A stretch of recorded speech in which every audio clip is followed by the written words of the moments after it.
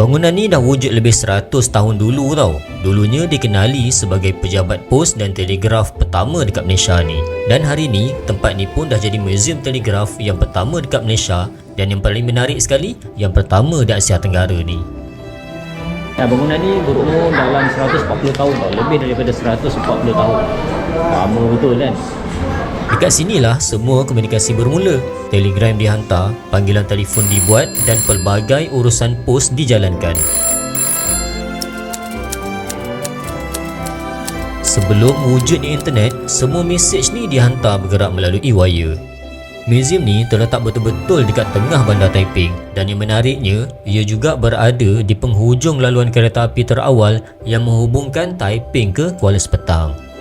Masa tu, Taiping memang antara pusat pentadbiran penting. Jadi tak pelik kalau sistem komunikasi awal berkembang dari sini sebelum dia sampai pula ke bandar lain. Bila tengok balik benda-benda lama macam ni, baru rasa banyak benda yang kita guna hari ini sebenarnya bermula dari sini. Macam ni lah orang dulu hidup dan sekarang semuanya dah berubah. Sekarang tempat ni tersimpan cerita lama tu. Masih ada dan masih lagi boleh kita tengok dekat sini.